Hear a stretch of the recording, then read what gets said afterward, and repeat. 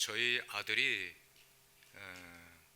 상해의 어느 한 그 기업체의 대표직을 맡으면서 지금 일을 하고 있어요. 그런데 이번에 우한 코로나 바이러스 문제 때문에 더 이상 상해에 머무를 수가 없어서 한 3주쯤 전에 미국으로 돌아왔어요. 그래서 저희 옆에 지금 같이 살고 있으니까 자식이 가까이 있어서 좋기는 한데 그런데 자기 할 일을 원래 하던 만큼 하지 못하고 물론 이제 미국에서도 여기저기 출장 다니면서 이제 일은 합니다마는 그런 것들이 마음 가운데 좀 안타까움도 있기는 해요. 우리가 살아가는 지금 세상이 경제적으로, 정치적으로 또 지금 닥친 문제가 그 바이러스 문제로 얼마나 지금 혼동스럽습니까? 자, 이렇게 모든 사람들이 혼동스러워하고 위정자들이나 국민들이나 아니면 우리 그리스도인들조차도 혼돈스러워할 때는 우리가 꼭 바라봐야 될 때가 있단 말이에요. 꼭 바라봐야 될 때가 있어요. 그 바라볼 것은 우리는 영적인 아버지를 바라봐야 되는 줄 믿습니다. 아멘.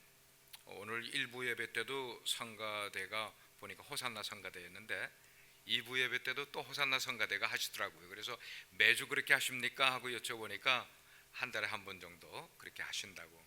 성가대 오늘 찬양 너무나 좋으셨고 여러분들이 그 부르셨던 그 찬양을 지휘자가 제 뒤에서 이렇게 지휘를 하셔서 내가 보지는 못했는데 굉장히 열정적으로 지휘를 하셨던 것 같은데 그 곡을 1부 예배 때 했던 곡하고 2부 예배 때 했던 곡을 좀 꼭 제가 떠나기 전에 저한테 카피를 하나 주시면은 우리 교회 성가대가 거의 비슷하게 한 20여 명 정도 되니까 가서 좀 지휘자에게 생색을 좀 내야 되겠다 하는 그런 생각이 들었습니다. 오늘 찬양팀들도 얼마나 찬양을 열심히 하시는지 제가 눈이 부실 정도로 앞에서 얼마나 열심히 찬양을 해 주셨는지 몰라요. 하나님이 우리의 그 일거수일투족 통해서 영광 받으신다 생각을 하면은 우리가 예배드리는 자세 하나하나가 얼마나 귀한지 몰라요. 아멘입니까? 여러분에게 한번 질문하겠어요. 지금 설교하는 저와 여러분 사이에 벽이 있습니까? 없습니까?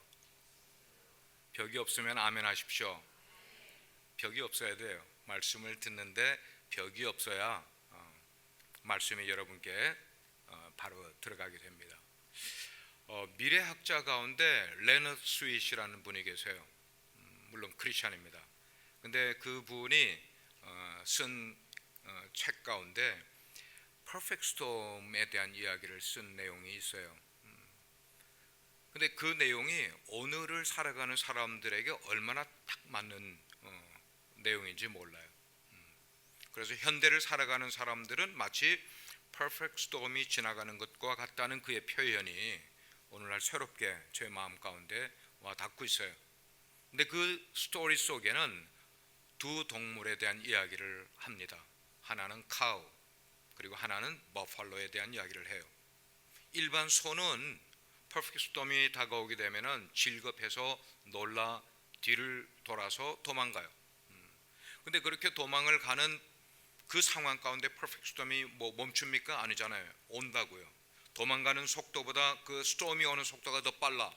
그래서 이 스톰이 확 훑고 지나가고 나면은 이 카우들은 거의가 죽어 넘어져 있다는 거예요. 그러나 그의 이론에 의하면은 버팔로는 그렇게 퍼펙트 스톰이 자기들에게 다가오게 될 때 뒤를 돌아서 도망가지 않고 그 폭풍을 향하여 돌진한다는 것입니다. 그래서 꿋꿋이 스톰, 그 모래 폭풍이 오는데도 불구하고 거기를 향해서 전진을 하게 되면은 결국 퍼펙트 스톰이 지나가고 나서 보면은 이 버팔로들은 거의가 다 살아 있다는 것이에요. 저는 이런 것이 우리 현대를 살아가는 사람들에게 하나의 인사이트를 던져주는 이야기라고 저는 생각을 해요. 오늘날과 같이 세상 역시 총체적으로 혼돈과 무질서와 그렇게 소용돌이 속에 살아간다 할지라도 우리 하나님을 신뢰하는 백성들은 늘 잊지 말아야 될 것이 있어요. 그것은 내가 믿는 하나님은 이 세상의 운행을 한순간도 놓지 않고 붙들고 계신다는 믿음입니다. 이 믿음을 가지고 살아가는 사람은 세상이 어떤 모습으로 그것이 경제적인 광풍이 오든지 정치적인 어려움이 오든지 아니면 종교적인 아니면 이번과 같이 질병의 문제로 온 세상을 흔들어 놓든지 상관하지 않고 하나님이 붙들고 계시는, 내가 살아가고 있는 한, 내가 하나님을 의뢰하고 믿음을 가지고 살아가는 한에는 우리는 그 하나님의 쉐키나 속에서 우리의 믿음의 삶을 그냥 이어갈 수 있다는, 요동치 않는다는 그런 믿음인 거예요. 우리 그리스도인들에게는 세상을 주관하시는 하나님에 대한 절대적인 믿음이 우리에게 필요한 줄 믿습니다. 그래서 세상 그 역사적인 현실과 그 깜깜한 암흑 속에서 많은 사람들이 정치적인 와중 속에서, 경제적인 어려움 속에서, 아니면 이번과 같은 바이러스와 같은 그런 현실 속에서 방향을 알지 못해서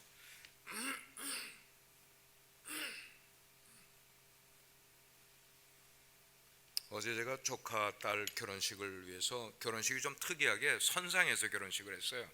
그러다 보니까 이게 선상에 바람이 좀 이렇게 불어서 목이 좀 많이 잠긴 것 같습니다.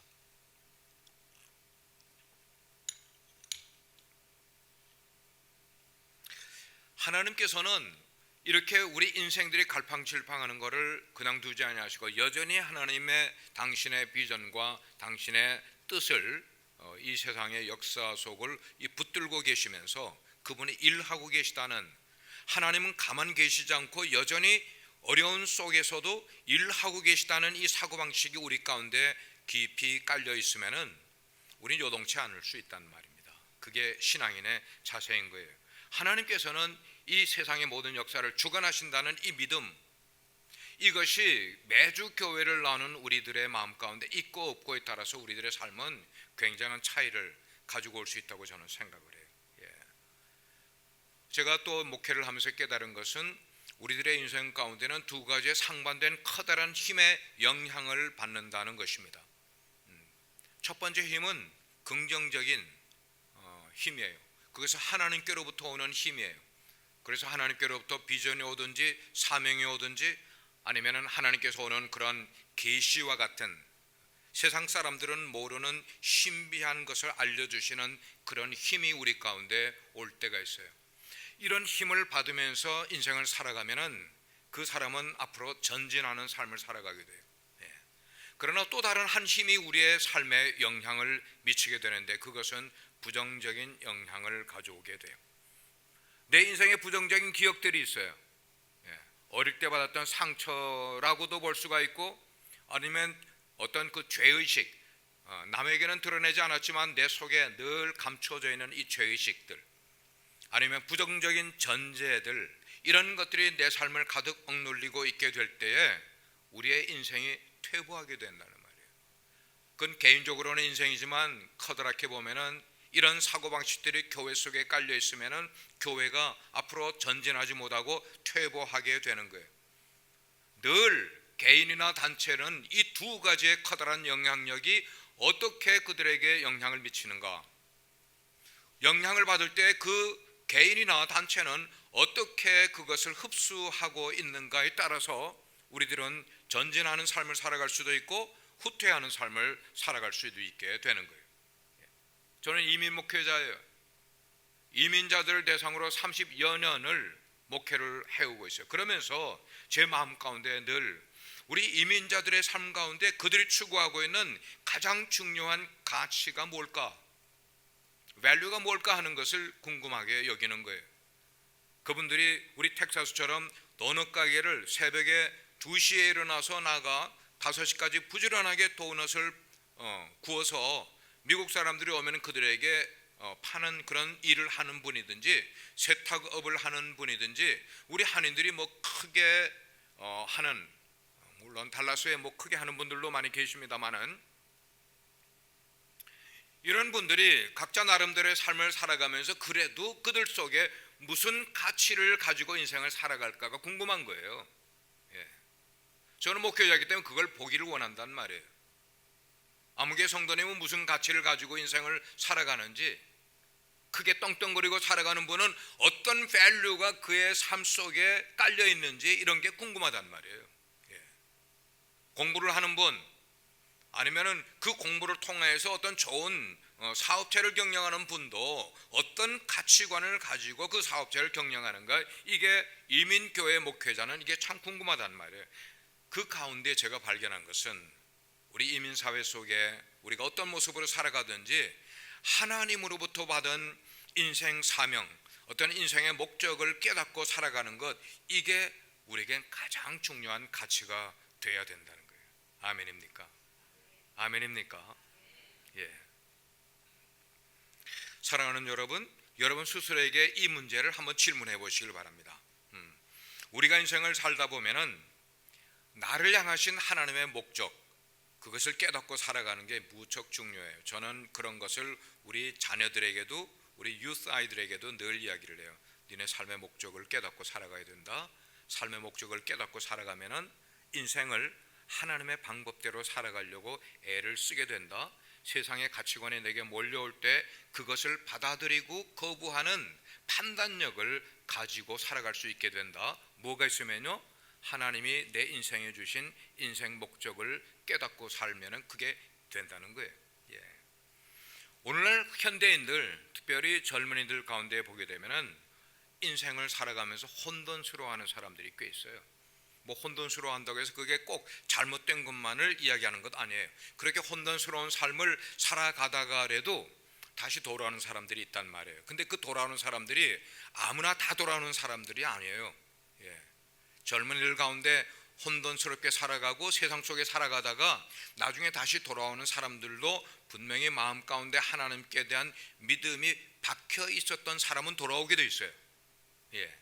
그러니까 세상을 방황한다고 꼭 그게 다 잘못된 거다고는 생각지 않아요. 저는 우리 가족들과 함께 12명의 형제 어머님을 모시고 브라질로 이민을 갔어요. 1976년도에 갔어요. 가서 거기서 이민 생활에 가장 밑바닥에 거쳐야 되는 그런 삶을 거쳐가면서 삶을 배웠어요. 그러나 저의 꿈은 한국에서 떠날 때 나는 미국에 가서 대학 공부를 할 거야. 그리고 대학 공부를 마치면은 하나님이 나를 부르셨으니 나는 신학교에 갈 거야. 그리고 목사가 될 거야 하는 이런 여러 가지의 생각들을 가지고 가서 시도권이 밑바닥 생활을 경험을 했어요.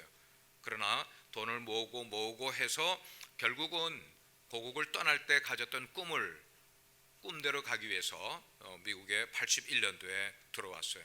그리고 대학을 다니고 그리고 일을 하고 교회를 섬기고 그리고는 신학교에 가서 이 한순간 한순간 내 삶에 겹쳐지고 새로운 삶의 도전들이 주어지게 될 때에 얼마나 마음 가운데 감격을 느꼈는지 몰라요. 예를 들면은 제가 사우스웨스턴 세미나리에 가서 공부를 하게 될 때에 하나님께서 어느 날은 도서관에서 창밖을 내다보면서 뭔가를 좀 글을 쓰고 싶은데 갑자기 왈칵 눈물이 쏟아지는 거예요. 하나님께서 이 부족한 자를 이 사우스웨스턴과 같은 영성이 있는 이곳까지, 신학동산까지 불러주셨다는 생각이 들게 되니까 그게 너무나 감격이 돼서 막 눈물이 그냥 거칠 수 없이 그냥 쏟아지는 거예요. 눈물이. 그럼 막 이게 한 20분 정도를 계속 울기만 하고 쓰지를 못하고 그러니까 미국 그 신학생들이 지나다니면서 보고는 영문을 모르지 않겠어요? 왜 눈물을 흘리고 있는지. 그러나 제 속에는 내 인생을 인도해 주시고 여기까지 오게 해주신 하나님의 은혜를 생각을 하니까 너무나 감격이 있는 거예요. 예. 여러분, 우리 인생에서 잊지 말아야 되는 것은 감격이에요. 아멘. 아무도 안 나오세요? 예? 내 삶에 감격이 남아있는 한, 살아있는 한에는 하나님의 은혜가 그 물줄기가 계속해서 내 삶 가운데 흘러갈 수 있다는 거예요. 그런데 여러분 인생에 감격을 잃어버린 삶은 어떻게 되는지 아세요? 얼굴이 먼저 굳어 있어요. 감격이 없는 삶을 살아가면 얼굴이 굳어 있어요. 우리 세상에서 두 가지가 꼭 펴져야만 될 게 있는데 하나는 낙하산이고 다른 하나는 우리 얼굴이에요. 이거 펴져야 살아요. 낙하산 안 펴지면 죽어요. 우리 사람 얼굴도 펴져야 살아요. 예. 우리가 하나님의 이 예배의 자리에 올 때에 이미 준비된 마음으로 와서 이 자리에 앉아 있게 되면은 하나님께 뭔가 말씀을 올리려고 앉아있는 바로 그 순간부터 우리 속에 감동이 찾아오는 거예요. 예, 하나님의 영광의 임재하심, 그걸 우리는 쉐키나라고 이야기를 하는데, 그 영광의 임재하심이 있는 곳에 내가 위치에 들어간다는 이 사실 자체가 나에게 감동으로 막 작용하기 시작을 하는 겁니다. 자, 이렇게 이런 상황이 우리 삶 가운데 굽이굽이마다 있게 되고 어떤 전환점을 갖게 되고 인생을 살아가다가 커다란 수렁에 빠지기도 하고 실패의 자리에 들어가기도 하지만 하나님께서는 그때그때마다 다시 우리를 일으켜 주셨고, 여러분 가운데 우리들의 삶의 주변을 보면서 특별히 오늘날과 같은 그런 상황, 이런 걸 느끼면서 위기감, 세계가 요동치고 있는 그런 모습을 보면서 우리 마음 가운데 불안이 생기는 거예요. 두려움이 생길 수밖에 없는 거예요. 이런 위기가 단순간으로 끝나버리는 것 아니고 이게 한 달을 가보세요. 이게 3개월을 가보세요. 저희 아들이 3월 중순에 돌아갈 걸로 티켓을 끊어왔다가 어이가 없다는 걸 알고 4월 30일로 티켓팅을 연기를 했는데 그것도 아직 장담할 수가 없어요. 어떻게 될지 모르는 거예요. 이제 이 바이러스는 중국에서뿐만 아니고 우리 한국에서뿐만 아니고 전 세계에 확산되는 일이 돼버렸기 때문에 우리는 이 상황 속에서 어떻게 하나님의 뜻이 있는지를 찾아가는 게 우리 그리스도인의 삶의 모습이라고 생각을 합니다. 우리 현실들은 내 인생의 위기가 됐을 때에 하나님의 메시지가 거기에 분명히 있음을 보는 눈이 필요해요. 보는 눈. 그래서 우리는 이거를 관점이라고도 말하고 시선이라고도 이야기를 해요.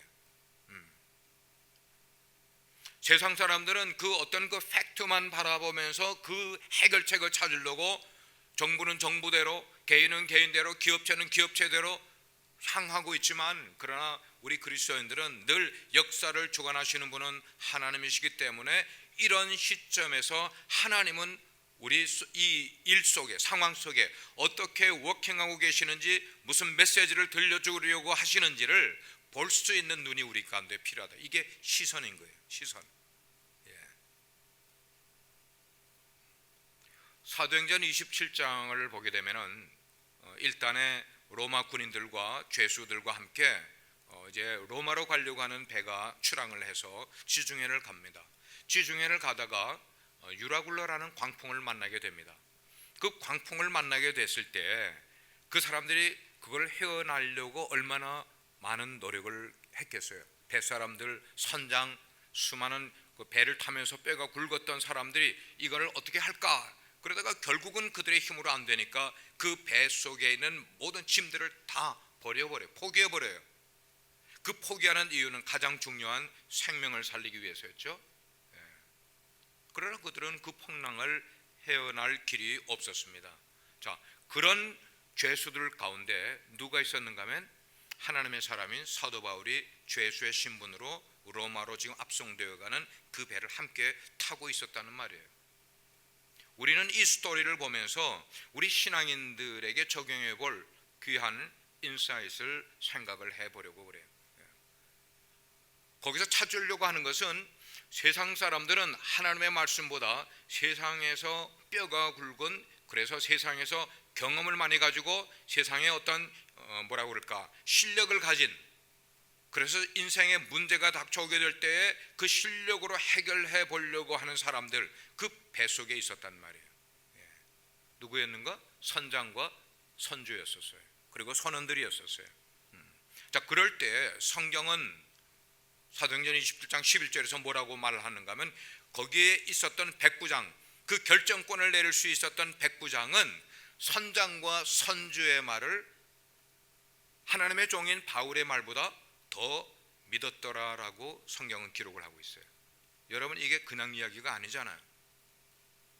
소용돌이 치는 광풍 속에서 그 문제의 해결을 어떻게 어프로치하고 어떻게 해결하려고 하는 우리 인간의 심성을 우리에게 보여주고 있는 모습 아니겠어요? 우리가 인생을 살아가다 보면은 교회뿐만 아니고 개인의 비즈니스도 그렇고 직장 생활도 그렇고 굴곡이 있게 될 때에 그 굴곡의 중심에 하나님의 시선이 지금 어떻게 워킹하고 계신지를 볼 수 있어야 되지 않겠어요? 그럴 때에 자칫 하나님을 믿는 우리들의 모습 속에서도 보면은 그 문제 해결을 내 세상 경험과 그리고 내 세상 실력으로 하나님의 생각과 하나님의 뜻대로 하려고 하는 것보다 이게 충돌하게 될 때 그 충돌에서 우리는 어디를 자주 택하는가 하면 우리의 인생 경험을 먼저 택하더라는 것이에요. 한판에 넘어지는 거예요. 우리가 교회를 섬길 때도 마찬가지라고 생각을 해요. 자칫 우리는 하나님의 교회를 섬기면서도 하나님을 신뢰하는 것보다는 내 생각과 내 경험을 교회 경영에 먼저 내세우려고 하는 일들 때문에 왕왕 교회 속에 얼마나 문제들이 발생하고 그 문제를 더 어렵게 만들어 가게 되는 경우를 보고 있지 않습니까? 자, 그런 결과로 오늘날 전 세계, 어쩌면 그게 개인일 수도 있고 교회일 수도 있는데, 한마디로 표현하면 유라글로와 같은 그런 광풍 속에서 흔들리고 세상의 풍파 속에 그냥 휩쓸려 가는 그런 모습들, 사회적인 문제들, 경제적인 문제, 이런 질병의 문제와 같은 문제들이 터지게 되면은 거기에 대한 방비책을 알지 못하고 허우적거리면서 정신 못 차리고 있는 사람들이 얼마나 많냐는 거예요. 이런 와중에도 신앙을 바르게 가졌다고 말하고 있는 그런 사람들도 인생을 불안해하는 이유는 뭐냐면 인생의 바른 방향성을 찾지 못하고 있기 때문인 거예요. 하나님이 그 속에 어떻게 개입하고 계시는지를 보지 못하니까 신앙 따로 삶 따로의 결정을 가지고 인생을 두려움에 떨고 있는 사람들이라는 거예요. 자, 이런 시점에 서 있는 우리에게 하나님께서 묻습니다. 우리라는 것은 여러분 각자에게 물으시는 거예요. 아무개야, 아무개, 너 속에 내가 주는 분명한 삶의 목적이 있느냐, 삶의 분명한 비전이 있느냐라는 것을 묻고 계세요. 사랑하는 우리 얼바인 침례교회 여러분, 실은 우리가 추구하고 있는 많은 것들, 우리가 물질을 추구합니까? 명예를 추구합니까? 아니면 세상의 성공을 추구하고 있습니까?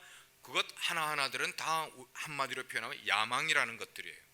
욕심이라는 단어로 포장할 수가 있어요. 자, 이런 것들이 세상에 광풍이 오게 될 때에 순식간에 허물어지는 것 여러분 많이 보고 있지 않습니까? 보는데도 내 상황은 또 다를 수 있다고 생각을 하고 나도 똑같이 행동을 해버리는 사람들.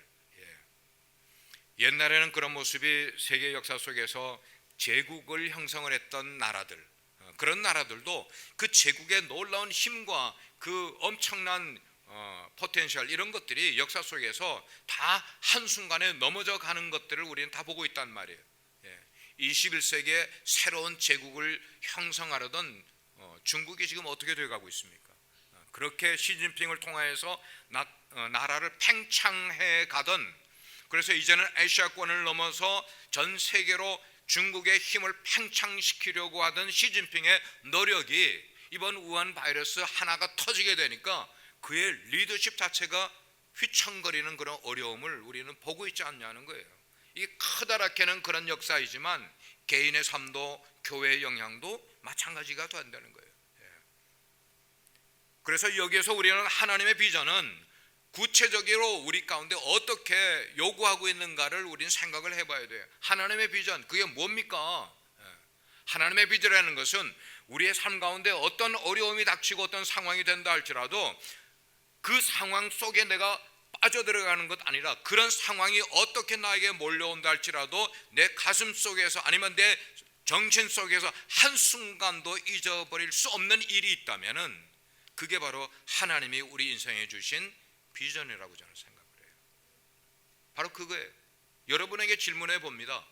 여러분이 경제적으로 정말 엄청난 어려움 속에 빠졌을 때에 그 상황 가운데서도 하나님의 여러분이 인생에 주신 비전이 기억나고 있다면 그게 여러분의 비전인 거예요.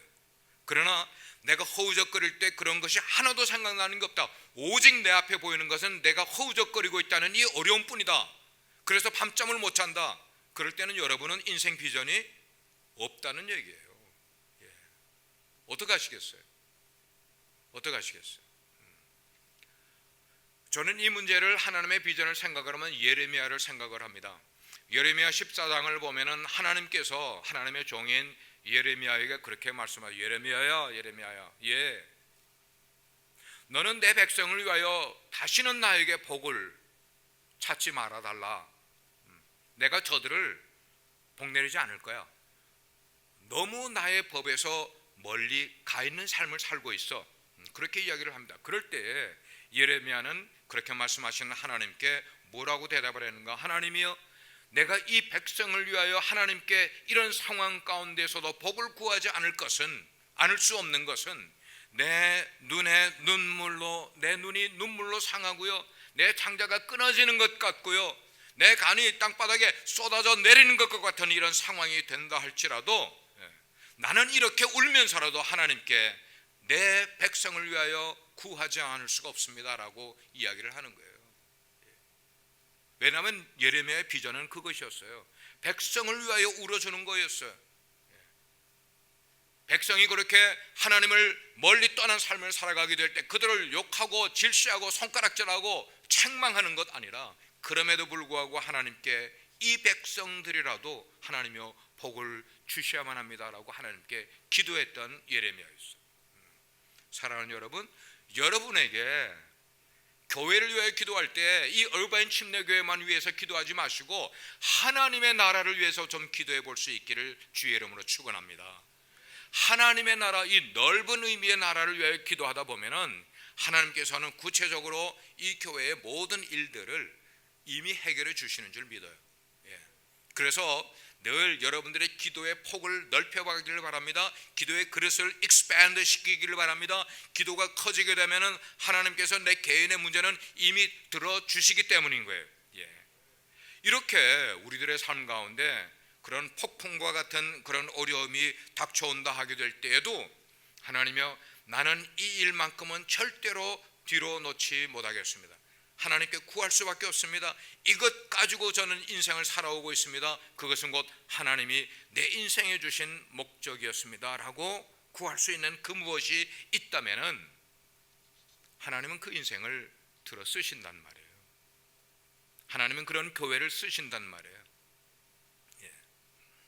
저 역시 목회를 하다가 이런저런 일들을 많이 겪어왔어요. 한 번은 교회를 개척을 해서 호놀룰루에서 개척을 시작을 했는데 예배당이 없잖아요. 비치에서 모였어요.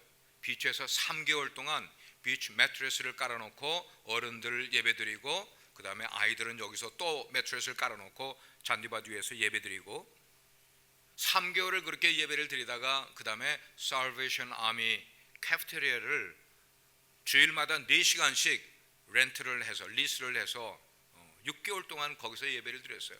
모든 폴딩 체어들을 다 가지고 가서 카페테리아 다 치워놨으니까 거기다가 의자들을 풀어놓고, 그리고 뭐 그때는 그 OHP를 쓰던 때니까 여기 스크린 갖다 놓고, 강대상이 없으니까 보면대 나무로 만드는 거 그거 갖다 놓고, 그렇게 예배를 드리고 나면은 그 다음에 그 모든 거를 다 15인승 밴에다가 거기다가 다 넣어서 스토리지에 갖다 넣어놨다가 다음 주일이 되면 또 그거 다 가지고 와서 이걸 6개월을 그렇게 예배를 드렸어요.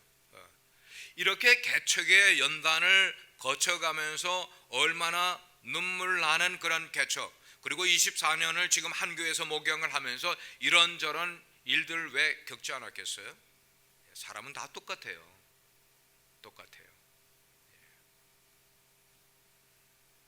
자, 그런 가운데서도 제 속에 하나님이 주신 이 비전 한 가지가 아직도 살아있으니까 힘이 들고 어렵다가도 다시 집중력이 생기는 거야. 미니스트리의 에너지가 거기서 다시 나오는 거예요. 어떤 영적인 파워가 다시 생기는 거, 동기부여가 생기는 겁니다. 그러면서 추진력이 생기는 거예요. 그렇습니다. 여러분이 어떤 어려움을 겪으셨는지 다는 알지 못하지만 총회 속에서 올바인 교회에 대한 이야기를 목회자들을 통해서 들은 것만 해도 많이 들었어요. 여러분도 많이 어려움을 겪으셨으리라고 생각을 해요. 그러나 이 시점에서 여러분들의 태도는 맥을 놓고 앉아있을 때가 아니라는 거예요. 아멘입니까? 특별히 여기 중직자들이 계시리라고 생각되는데 여러분, 그냥 우리가 맥을 놓고 앉아 계실 때가 아닌 거예요. 오늘 이 말씀 보니까 보라, 내가 새 일을 I will do new thing이라고 그랬어요. new thing. 새 일이에요. 새 일. 예배당도 그 자리에 있고 이름도 얼바인 침례교회라는 이름은 그냥 있고, 하지만 여러분들도 계속 나오시던 교회에 그냥 여러분 똑같은 분들이 나오시고 여기서 무슨 일이 일어나기라는 여러분 속에 새 일에 대한 비전이 들어가지 않으면은 늘 우리는 뉴 인포메이션이 우리 속에 들어올 때에 우리의 생각이 바뀌게 돼 있어요. 우리의 생각이 바뀌면 우리의 행동이 바뀌게 됩니다. 우리 행동이 바뀌면 우리의 습관이 바뀌게 돼 있고요. 우리의 습관이 바뀌면 우리의 인격이 바뀌게 되는 거예요. 우리의 인격이 바뀌어야 우리의 운명까지도 바뀌게 되는 줄 믿으시길 바랍니다. 제일 시작은 뭐예요? 뉴 인포메이션이 우리 속에 들어가야 돼. 그 뉴 인포메이션이 뭐예요? 하나님의 성령의 은혜인 줄 믿으시기 바랍니다. 하나님의 은혜가 들어와야 되고 말씀이 새롭게 나에게 부딪히기 시작을 해야 돼요. 오래 신앙생활 하신 분들일수록 말씀이 부딪히기가 쉽지가 않아요. 본문만 읽어도 50%는 내가 다 안다고 생각을 하기 때문에 아니에요. 말씀은 늘 새롭게 역사를 할 수 있기 때문인 거예요. 우리 있는 그 달라스 지역에서 이스트로 한 1시간 반 정도 드라이브 하면은 타일러라는 동네가 나오는데, 그 타일러에 예수전도단 YM 베이스가 있는데 굉장히 커요. 한 500에이커 정도 되고, 거기에 그 리더로 있는 분이 닥터 페리스인데, 그분은 로렌 커닝햄, 하와이 코나에 있는 열방대학의 그분의 사촌 동생이에요. 근데 북한 선교를 위해서 같이 그분하고 닥터 페리스하고 만나서 사역들을 나누곤 하는데, 제가 여러 번 북쪽을 갔다 왔어요. 가장 어려울 때인 1990년대에 빵 공장을 세우러 북쪽을 갔다 왔다고요. 근데 그분하고 북한 사역을 하면서 느끼는 건, 그분은 물론 키가 한 2m 되고 몸이 어마어마하게 큰 분이에요. 아마 300파운드가 넘을 분이에요. 지금은 한 80, 한 중반 정도 되신 분이에요. 근데 이분이 우리나라 북쪽에 있는 사람들을, 동포들을 위해서요 80여 회를 북쪽을 다니신 분이에요. 80여 회를 다녔어요. 한국 사람이요? 아니요, 미국 분이요. 미국 분이. 그분을 보면서 그 규모와 그 헌신과 그 하나님의 나라를 사랑하는 그 마음을 보면서 참 우리 한국 성도들이 많이 저런 분은 배워야 된다는 그런 생각을 가지고 돼요. 그분을 보면서 늘 속을 한다. He's a big man. Big man. 저 마음 가운데 생각되는 거는, 그러면 사람이 크게 된다는 게 뭐냐 하는 거예요. 무엇이 사람을 크게 만드느냐 하는 거예요. 여러분 가운데도 인생을 살아가면서 진짜 저 사람은 진짜 빅맨이야 라는 분을 만나게 되면은 그분들의 삶을 트레이스 해 보셔야 돼요. 무엇이 저로 하여금 큰 사람이 됐는가. 제가 그분을 곁에서 이렇게 보게 될 때 하나님의 비전을 받은 사람이 분명하다. 하나님의 비전을 받지 않고는 어찌 우리의 동족인 북쪽 땅에 그렇게 80여 회나 다닐 수 있단 말입니까? 비전 받지 않으면 그렇게 할 수 있어요? 누가 거기에 비행기표 대줍니까? 1년에 거의 10만 불, 20만 불씩 그 북쪽 사람들 위해서 도네이션을 걷어서 헌금하는 분들이에요. 예수전도단에 있는 그분들이. 제가 내린 결론은, 하나님의 비전을 받는 사람은 사람이 자기의 그릇을 키워갈 수 있다는 것을 깨닫게 되는 거예요. 그렇구나. 여러분께 한 분 한 분에게 이런 얼바인 교회가 새로워지기를 원하시고 여러분이 더 큰 하나님께 쓰임받는 도구가 되기를 원하시면 제일 먼저 중요한 것, 내 인생에 그분이 주신 비전이 있는가를 점검해 보시기를 바랍니다. 아멘. 아멘. 아멘. 제 설교가 너무 강합니까?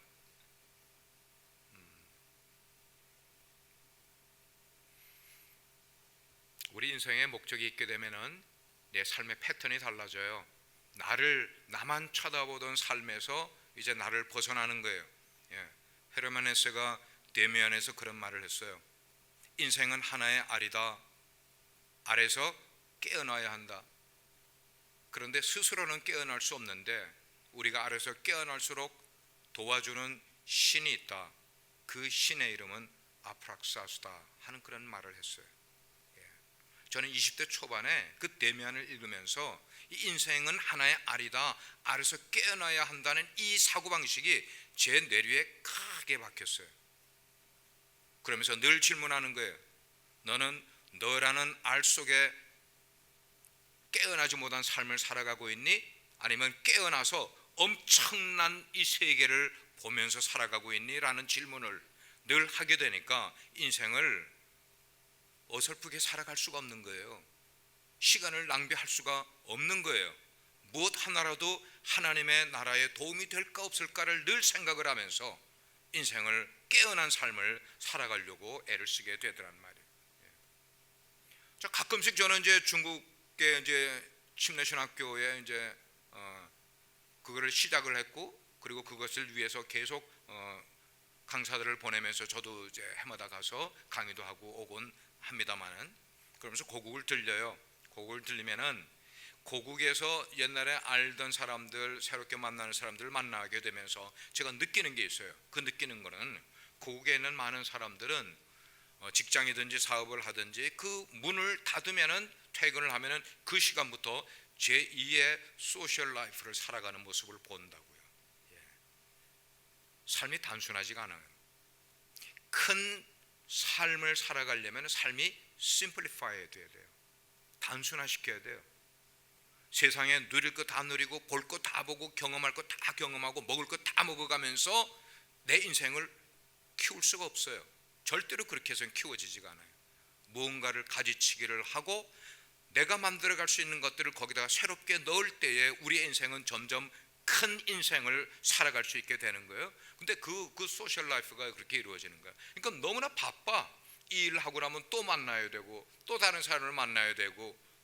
근데 그 속에서 보니까 인생에 초점 없이 살아가는 모습을 보게 되더라는 거예요.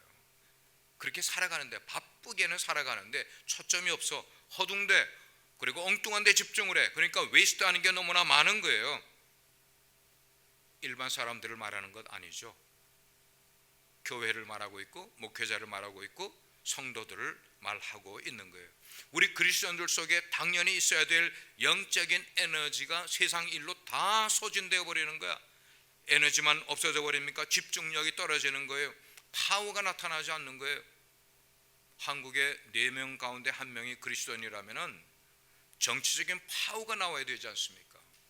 그 정치적인 파워가 그리스도인다운 모습이 나와야 되는데 왜 그럴까? 삶이 바빠서요? 아니죠.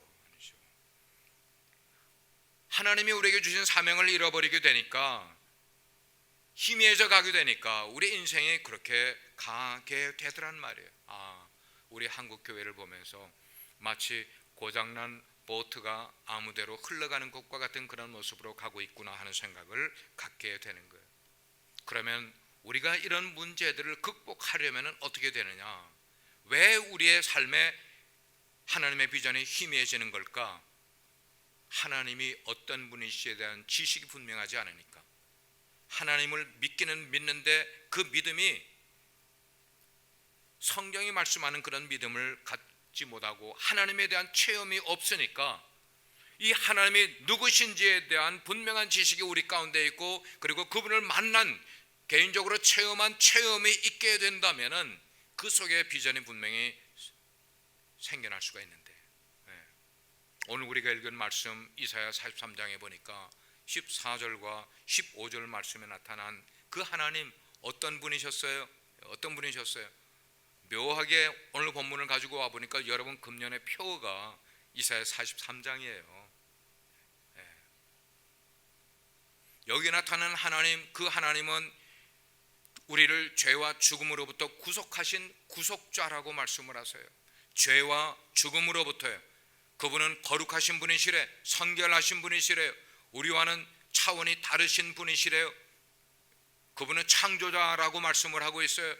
창조자라는 의미는 우리의 모든 것이 그분의 것이라는 거예요. 우리의 모든 것 되시는 분이라는 거예요. 그분은 왕이시라는 거예요. 우리 인생의 왕이시라는 거예요. 그렇기 때문에 세상이 아무리 우리를 두렵게 만들고 우리를 넘어지려고 하고 우리를 흐트러뜨리려고 한다 할지라도 정치적인 것, 경제적인 것 아니면 환경적으로 우리를 이렇게 threaten하는 일들이 생긴다 할지라도 우리가 두려워하지 말아야 할 것은 그분이 내가 믿는 하나님이라는 거예요. 그분이 누구냐 하는 거예요. 그분이 그 하나님이 누구신가를 분명히 알고 신앙생활을 하게 되면은 우리에게 닥치는 어떤 어려운 문제라 할지라도 우리는 그걸 극복하고도 남을 수 있는 힘이 생기게 되는 거예요. 다른 말로 표현하면은 인생 사명이 있는 사람은 현실이 아무리 어렵고 두려우고 나를 위협을 간다 할지라도 우리는 넘어지는 것 같다가도 다시 일어나고 다시 새 힘을 얻는 하나님의 백성이 되는 줄 믿습니다. 제가 일부 예배 때는 조나단에 대한 갈매기에 대한 이야기를 했지만 여러분께는 그냥 생략을 하겠습니다. 우리에게 영적인 날개를 달고 갈 필요가 있어요. 세상 사람들 사는 것 똑같이 세상만 바라보고 인생을 사는 것 아니라 우리 속에는 하늘 위를 바라볼 수 있는 눈을 가져야만 되는 거예요. 저 하늘 위에는 한계가 있을까 없을까를 테스트해야 되는 거예요. 우리 인생의 하늘은 하나님 계신 곳이에요. 방향을 말하는 것 아니라 그분이 계신 곳, 거기를 사모하고 그래서 우리의 영적인 관념에 플라잉을 하면서 우리의 세계를 넓혀가는 거예요. 우리의 세계를 더 높이 볼 수 있는, 높이 올라가면 올라갈수록 우리는 더 넓은 세상을 볼 수 있기 때문에 우리는 그렇게 올라가야만 되는 거예요. 땅에 있는 갈매기만 보면서 땅 하면서 그 생선 대가리나 주워 먹으려고 고깃배 주위만 돌면서 인생을 허비하는 그런 인생이 아니라 세상 사람들이 발견하지 못한 하나님의 꿈을 우리 마음 가운데 품으면서 그 꿈의 실현을 위해서 내가 오늘 할 수 있는 게 무언가를 당당하게 생각을 하는 사랑하는 성도 여러분, 여러분의 인생을 지금까지 살아오시면서 여러분 스스로 그어놓은 한계들이 있을 거예요. 사업하는 분들은 이게 내가 한계야, 난 한계에 부딪힌 것 같아. 공부하는 사람은 석사 공부를 하다가 박사 공부를 하려고 시도를 하다가 이게 내가 한계야, 더 이상 못할 것 같아.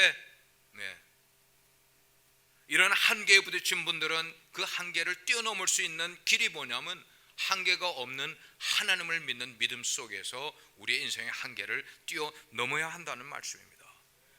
여러분 스스로 그어놓은 한계가 있을 거예요. 오늘 새롭게 기도해 보시길 바랍니다. 주님이 여러분의 인생에 주신 무한한 가능성을 보고 하나님께 다시 한번 기도를 시작해 보시길 바랍니다. 마지막으로 그러기 위해서 우리는 하나님이 새 일을 행하시는 하나님의 나라를 만나야만 하는 거예요. 만나야만. 오늘 19절 말씀을 보게 되니까 이 얼바인 교회와 그리고 여기 계신 한 분 한 분들에게 비전으로 주실 하나님의 말씀은 뭐냐면 보라 내가 새 일을 행하리라는 거예요. 아멘입니까? 아멘. 크게 한번 아멘 하시길 바랍니다. 아멘입니까? 여러분들 한번 그 힘을 가지시길 바랍니다. 그 새 일을 위해서 너희는 이전 일을 기억하지 말고 옛적 일을 생각하지 말라고 하나님이 말씀하시는 거예요. 거기에 과거의 전제들 그런 거에 얽매여서 인생을 살아가지 마시라는 거예요. 하나님은 새 일을 우리에게 주실 텐데 그 새 일 주시는 것은 이전에 우리가 생각지도 못했던 것, 우리가 엄두조차 내지 못했던 그런 일들을 새롭게 만들어 주실 하나님, 그 새 일을 여기서는 뭐라고 그랬습니까? 광야에 길을 내는 것이고 사막에 강을 내는 거라고 말씀을 하고 있잖아요. 여러분 사막이 어떻게 강을 냅니까? 지금 이 말은 뭐냐면 너희는 못한다는 거예요. 너희의 생각과 능력으로는 못한다는 거예요. 광야의 길을 못 내는 거예요. 그러나 하나님은 하실 수 있음을 우리에게 가르쳐 주시는 거예요. 하나님은 그래서 이스라엘 백성들을 정말로 그 넓은 홍해 바다를 가르면서 그 바다 속에 길을 만들어 주시지 않았습니까? 40년 광야를 지나갈 때에 하나님께서는 길 없는 그 광야를 200만이라는 민족을 대이동을 시키면서 하나님께서 없는 길을 있게 만들어 주신 분이 바로 하나님이시지 않습니까? 우리가 도전해야 될 삶은 바로 그런 길인 줄 믿으시길 바랍니다. 여러분 속에 질에 한계를 두신 것 있다면 하나님 앞에 내려놓으시길 바랍니다. 우리를 창조하신 하나님은 한계가 없는 분이심을 믿으시길 바랍니다. 예. 그래서 당신의 백성들을 위해서라면은 없는 길, 바다에 그 바다를 갈라서도 길을 내주시는 분, 광야에도 길을 내주시는 분.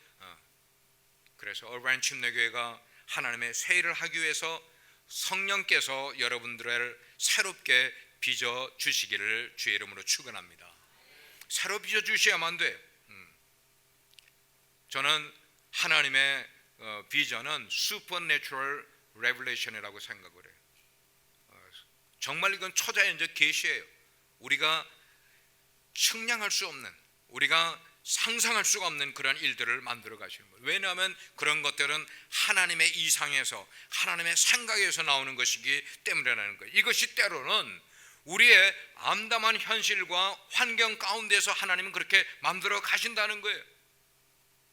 여러분의 현재의 신앙이 정체 상태에 있다면 하나님이 오늘 깨우기를 원하고 계세요. 여러분의 삶의 환경이 그렇게 힘들다고 생각하는 분이 계시면 그 힘든 문제를 하나님께 가지고 와서 해결받으라고 말씀을 하는 거예요. 그러면 하나님의 기적이 우리 개인에게, 우리 교회 가운데, 그리고 우리 가정 가운데 새로운 일로 다가오게 될 줄 믿습니다. 오늘 말씀을 정리를 하겠습니다. 지난 수년 동안 제가 아는 것 아니면 제가 모르는 것, 얼바인 침례교회 여러분들은 내외적으로 여러 가지 시련과 연단을 겪으셨을 거예요. 수고도 참 많이 하시고 이것 때문에 무릎 꿇고 기도도 많이 하셨을 거라고 생각을 해요. 하지만 지금 이 시간은 새로워질 때가 되었다고 생각을 해요. 예. 저는 이 교회에 대해서 조금은 알고 있어요. 이기설 목사님하고 상당히 가깝게 북한 사역을 오랫동안 해왔기 때문에. 이 교회는 훈련된 평신도들이 많으시대. 이 목사님 그러세요. 목사님, 얼바인 교회는 훈련된 평신도들이 참 많은 교회입니다. 그 저력으로 지금까지 버텨왔습니다. 여러분들이 교회를 지키시느라고 정말 수고를 많이 하셨어요. 갈라짐의 아픔도 있었겠지만 그러나 그 아픔조차도 여러분에게는 훈련이었고 연단이었고 배웠고 디딤돌이 되었을 것이라고 저는 믿어요. 뿐만 아니고 정말 좋은 목양 리더십을 가신 목사님이 새로 오시지 않았습니까? 옛날에 저희가 함께하던 그 모퉁이돌 멤버들 가운데 가장 프레시하고 그리고 가장 뭐라 그럴까 멋진 목회자가 우리 권 목사님이었어요. 참 하나님의 인도하심은 묘해요. 어떻게 권 목사님이 얼바인 교회에 오시게 됐을까? 하나님께서 여러분 통하여서 목회자와 성도님들이 힘을 하나가 될 때, 그리고 인간의 힘보다는 하나님께 맡기게 될 때에 교회 분위기가 새로운 분위기가 되고 얼바인 이 지역의 많은 사람들에게 이런 게 소문이 자꾸만 나야 되는 거예요. 그러나 여기서 머무르지 마십시오. 여기서 주저앉지도 마십시오. 여기서 만족하지도 마십시오. 하나님께서는 여러분을 통하여 끊임없이 새 일을 행하시기를 원하신다는, 그래서 제 마음 가운데 기도하기는 얼바인 교회가 정말 이 혼돈스럽고 어지러운 세상 속에서 여러분의 방주의 역할을 하고 사람들이 오면 안식을 얻을 수 있는 그런 교회가 될 뿐만 아니고 여러분이 하나님 앞에 고이 자라서 하나님의 영광을 위해 크게 쓰임받는 교회 되기를 주님의 이름으로 축원합니다.